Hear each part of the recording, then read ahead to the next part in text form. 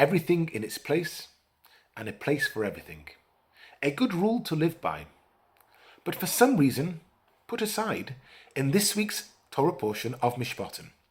See, after the events of last week, Yisro, when we read about Hashem coming down onto Mount Sinai, the giving of the Ten Commandments, the Torah then continues this week's portion with the Mishpatim, civil laws, how to behave in a moral and just, fair society where everyone is treated equally and has the protection of the law.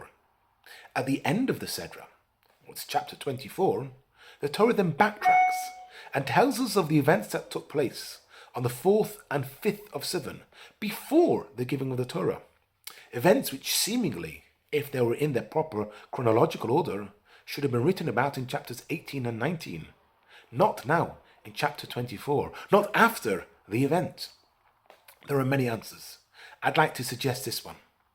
What's recorded in this week's Torah portion, what took place on the 5th of Sivan, the day before the giving of the Torah on Har Sinai, was when we turned around as a Jewish nation and we said to Moshe, tell the Almighty, Na'aseh v'nishma, we will do and we will listen to everything that the Almighty has said. We actually said it in the past tense. We will do that.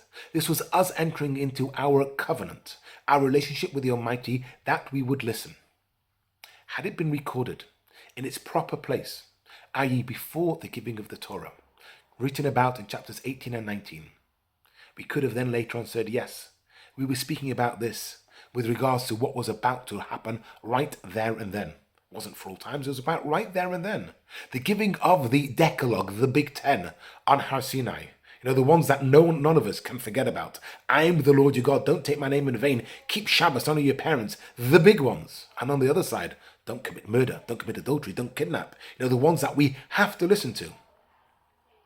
But by putting them afterwards, after these civil laws as well, I believe the Torah is telling us, especially as it's written in the past tense, everything that God said, we will do and we will listen, i.e., it wasn't just about the big religious, quote-unquote, Jewish mitzvahs that we gave our full-hearted acceptance to, but also those ones that are about a regular way of life.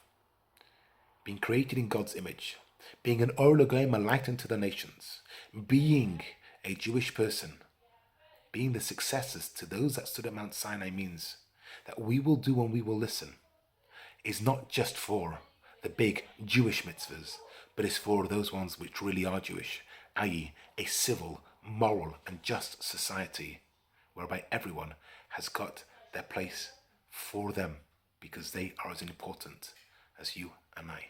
Wish you all good Shabbos.